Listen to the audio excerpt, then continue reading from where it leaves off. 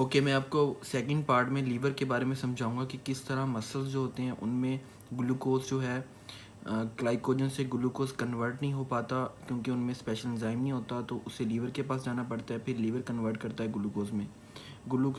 Liver के पास अपना glycogen होता है, वो ग्लूकोज में कन्वर्ट कर सकता है। थर्ड जो है, किस तरह प्रोटीन जो है वो अमाइनो एसिड में कन्वर्ट होकर यहाँ पे आती हैं।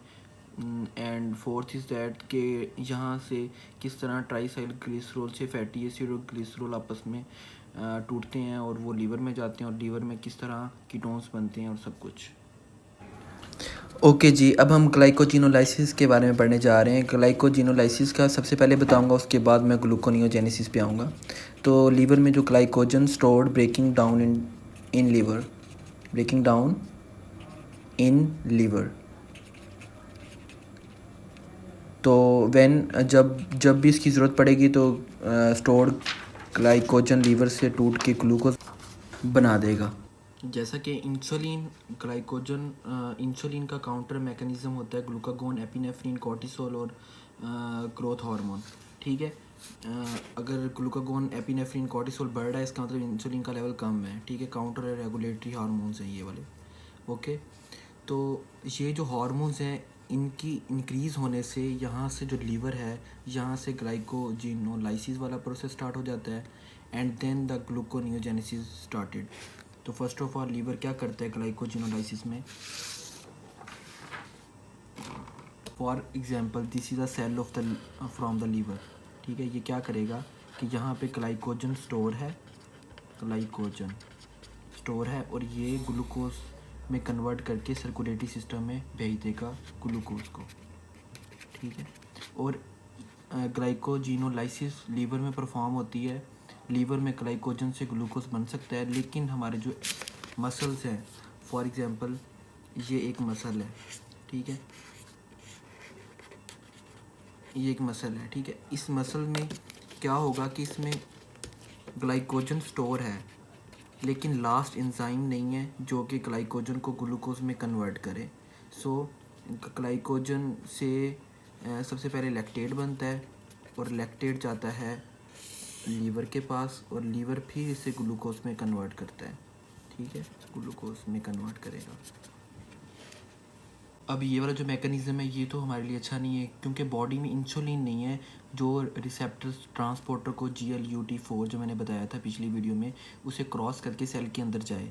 अब उसके पास रिसेप्टर नहीं है, तो ग्लूकोज जितना मर्ज़ी हो, इंसुलिन ही नहीं है तो ग्लूकोज जितना मर्ज़ी हो उसकी हमें ज़रूरत नहीं है। तो लीवर प्रोड्यूस करता रहता है, ग्लाइकोजन से ग्लूकोज में कन्वर्ट कर दिया, या ग्लाइकोजन जो हमारे मसल्स में स्टोर है वो ग्लूकोज में कन्वर्ट कर दिया, या फिर ग्लूकोनियोजेनेसिस स्टार्ट कर देता है। मतलब ग्लूकोनियोजेनेसिस का ये होता है कि formation of glucose from the non carbohydrate substances like lipid and proteins. Lipid और प्रोटीन को तोड़कर जो ग्लूकोज बनता है वो भी लीवर की वजह से होता है, और यहाँ पे आ गया ग्लूकोज। ठीक है, सो अब हम ग्लूकोनियोजेनेसिस के बारे में पढ़ने जा रहे हैं। तो हमने क्या लिखना है? When gluconeogenesis start the raw material should be provided to the liver. क्योंकि हमारी बॉडी में जो लिपिड है या फ्री फैटी एसिड हैं, प्रोटीन है, कुछ भी है, या फिर मसल्स में ग्लाइकोजन स्टोर होता है, उसके पास ग्लूकोज 6 फास्फेट नहीं टूट पाता, तो उसे लीवर के पास जाना पड़ता है ग्लूकोज सिंथेसिस करने के लिए। तो वो भी ग्लूकोनियोजेनेसिस में आता है। Need protein, free fatty acid and muscles glycogen also need gluconeogenesis process. So ये एक मसल में ड्रा कर दी है मैंने, और इस मसल में 2-3 काम हो रहे होंगे, मतलब 2 काम। एक फ्री फैटी एसिड वाला काम, अमाइनो एसिड्स वाला काम। Muscle start breaking down protein into amino acids. ये अमाइनो एसिड बन गया, और अमाइनो एसिड कहाँ पे शिफ्ट होते हैं? आगे जाके लीवर में। ठीक है, ग्लूकोनियोजेनेसिस में एक चीज़ तो ये होगी। अब सेकंड जो चीज़ है वो ये है कि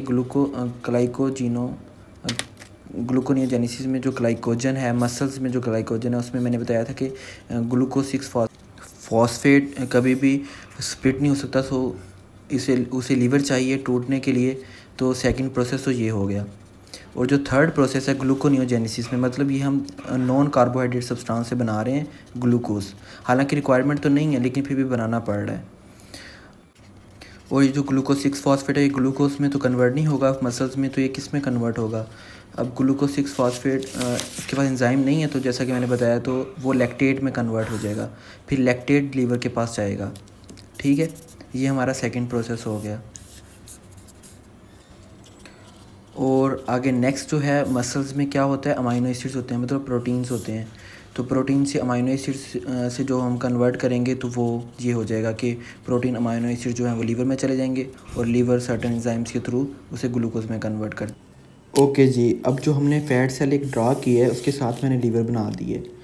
हमने देखना है कि किस तरह ग्लूकोनियोजेनेसिस एक फ़ैट सेल्स वाले प्रोसेस, मतलब लाइक फ़ैट से हमने ग्लूकोज बनाना है। तो बिग स्टोर ऑफ ट्राइसाइक्लिसरॉल होते हैं जो हमारा फ़ैट है। अब हमने इसे तोड़ना है दो चीज़ों में, एक फैटी एसिड और एक ग्लिसरॉल में। ठीक है, और इसे स्टिमुलेट आपको पता है कौन करता है, एपिनेफ्रिन और एपिनेफ्रिन ग्रोथ हार्मोन्स, ग्लूकागोन, वो मैं साइड पे लिख दूंगा। ग्लिसरॉल और फैटी एसिड, ये दो चीज़ों में टूटेगा तभी हमने फैटी एसिड वगैरह से आगे ग्लूकोज बनाएंगे। और इसे तोड़ने में एक एंजाइम रोल प्ले करता है lipoprotein lipase, which is the most important enzymes for the functioning of the breaking down of glycerol and fatty acid from the triacylglycerol. So lipoprotein lipase कब एक्टिवेट होगा? जब एपिनेफ्रिन होगा, जब glucagon होगा, जब growth hormone होंगे, जब insulin कम होगा तो, और कॉर्टिसोल होगा तो फिर भी एक्टिवेट हो जाएगा।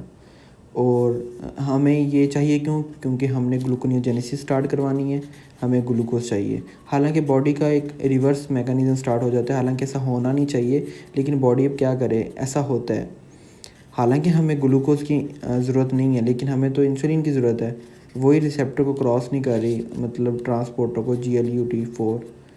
तो हार्मोन्स लिखती हैं, ग्रोथ हार्मोन, एपिनेफ्रिन और epinephrine in the presence of these are the stimulating hormones for lipoprotein lipase and inhibiting hormone. अगर इंसुलिन का लेवल बढ़ा दें हम तो इसे इनहिबिट कर देते हैं।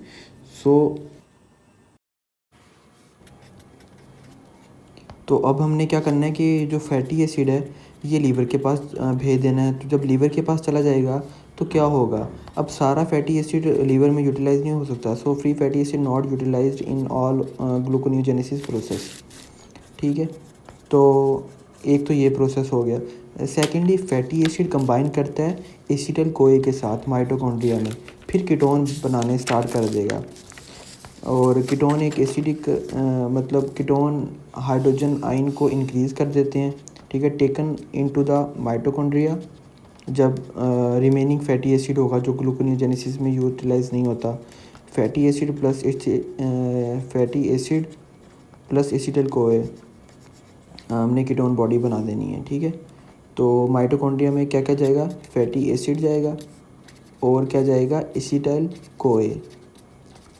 ठीक है, तो ये चला जाएगा अब माइटोकॉन्ड्रिया में और ये जाके कीटोन की सिंथेसिस कर देगा स्टार्ट। ठीक है, तो ये एक प्रोसेस हो गया। ये हम ग्लूकोनियोजेनेसिस प्रोसेस कर रहे हैं। ग्लाइकोजिनोलाइसिस हमने कर ली है, ये उसकी सेकंड स्टेज होती है ग्लूकोनियोजेनेसिस। जो नॉन कार्बोहाइड्रेट सब्सटेंस है हमने ग्लूकोज बनाना है। फ्री फैटी एसिड ने जितना बनाना था वो बना दिया, लेकिन फिर कीटोन जनरेट स्टार्ट करने शुरू कर दिए क्योंकि कीटोन इसी से बनते हैं। और ketogenesis start due to lipolysis counter regulatory mechanism hormones. अब कीटोजेनेसिस कब होती है, जब लाइपोलाइसिस होती है, जब लिपिड की ब्रेकडाउन होती है। और लिपिड की ब्रेकडाउन तब होती है जब इंसुलिन का लेवल कम हो जाए और एपिनेफ्रिन और इसके अलावा ग्रोथ हार्मोन, कॉर्टिसोल बढ़ जाएं। So it means lipolysis 4 hormones की वजह से होती है और जब decrease in level of insulin हो जाए। और कीटोन हमने जो पढ़े हैं वो 3 होते हैं, एक एसीटोन होता है और एक एसीटोन होता है, एक बीटा हाइड्रोक्सी ब्यूटारिक एसिड होता है। Beta hydroxy butyric acid and acetate and the third one is acetone. और बीटा हाइड्रोक्सी ब्यूटारिक एसिड में कीटोन नहीं होता, ये आपने याद रखना है, क्योंकि एक एवरेज डॉक्टर को यही समझ आती है कि तीनों में कीटोन होता है, लेकिन एक गुड डॉक्टर हमेशा बीटा हाइड्रोक्सी ब्यूटारिक एसिड को कीटोन नहीं कंसीडर करता। बट यूजुअली हम इसे कंसीडर कर लेते हैं नॉर्मली, लेकिन होता नहीं है इसमें कीटोन। ठीक है। ये 3 चीज़ें प्रोड्यूस होती हैं ड्यूरिंग कीटोजेनेसिस, एसीटोन, एसीटोएसीटेट और बीटा हाइड्रोक्सी ब्यूटारिक एसिड, ये तीनों हो गए। सो जो मैंने अब लीवर ड्रा किया इसमें मैं फैटी एसिड और ग्लिसरॉल बनाता हूँ जो कि ट्राइसेल ग्लिसरॉल से आते हैं। इसके बाद जो फैटी एसिड है वो एसीटल कोए के साथ अटैच हो जाता है और एसीटल कोए के साथ अटैच होने के बाद ये माइटोकॉन्ड्रिया में जाके, जैसा कि मैंने बताया कि ये कीटोन की सिंथेसिस कर देता है। अब जो कीटोन की सिंथेसिस होती है उसमें क्या होता है, कीटोन जनरेटेड हाइड्रोजन आइन। सो हाइड्रोजन आइन बहुत ज़्यादा इंक्रीज़ हो जाएंगे ड्यू टू कीटोन बॉडीज़ जो कि फैटी एसिड से सिंथेसाइज हुए हैं। और इसके अलावा अब होता क्या है, body protect so accommodate the situation. अब बॉडी क्या करती है कि फॉर एग्जांपल अब हमारी बॉडी में आरबीसीज़ हैं, तो इसमें क्या होता है कि आरबीसीज़ में हाइड्रोजन आइन अंदर होते हैं और बाइकार्बोनेट आइन बाहर होते हैं मेम्ब्रेन के बाहर, क्योंकि हाइड्रोजन आइन हमारे सेल को डैमेज कर सकते हैं, सो इस वजह से उसे अंदर रखा जाता है। और इसी तरह बॉडी अकोमोडेट करने के लिए बाइकार्बोनेट आइन का सहारा लेती है। फॉर एग्जांपल लाइक बाइकार्बोनेट आइन मैंने लिख रहा हूँ HCO3 बाइकार्बोनेट आइन होते हैं। अब क्या होता है कि हाइड्रोजन आइन बाइकार्बोनेट हमारी बॉडी में एसिड बेस मेंटेन रखने के लिए बॉडी अल्कली प्रोड्यूस करना शुरू कर देती है। फॉर दिस इसमें क्या होगा कि हाइड्रोजन आइन और HCO3 आपस में मिलेंगे, ये बाइकार्बोनेट है। बाइकार्बोनेट और हाइड्रोजन आइन जो कि कीटोन ने जनरेट किए थे, ये दोनों आपस में मिलेंगे और क्या करेंगे कि कार्बोनिक एसिड की फॉर्मेशन हो जाएगी H2CO3 की।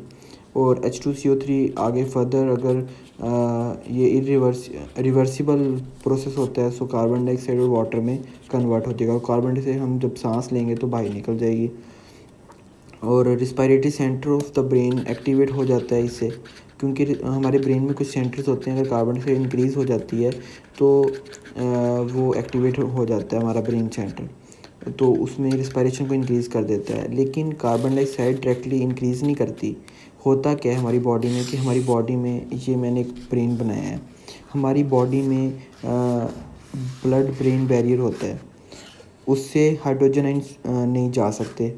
तो हमें क्या करना पड़ेगा कि कार्बन डाइऑक्साइड पहले जनरेट करनी पड़ेगी from the carbonic acid bicarbonate से जो आए थे, तो कार्बन डाइऑक्साइड बन गया।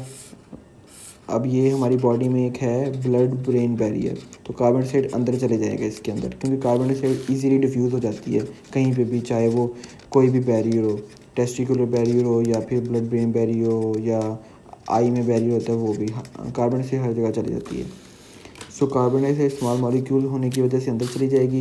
अब कार्बन डाइऑक्साइड क्या करेगी, वाटर के साथ मिलेगी वहाँ पे। ये है, मैं आपको ब्रेन की बात बता रहा हूँ ताकि आपको कंसेप्ट समझ आए कि होता क्या है। वाटर सिंथेसिस हो जाएगा, फिर वो वाटर मैंने बताया था कि रिवर्सिबल रिएक्शन होता है, तो उसमें बाइकार्बोनिक एसिड बन जाएगा पहले, फिर हाइड्रोजन आइन बन जाएंगे और कार्बोनिक एसिड बन जाएगा। और हाइड्रोजन आइन रिस्पायरेटरी सेंटर को बार बार स्टिमुलेट करते रहेंगे कि रिस्पायरेशन बढ़ाओ और हमारी लंग्स की एक्टिविटी, टाइडल वॉल्यूम इंक्रीज़ हो जाएगा।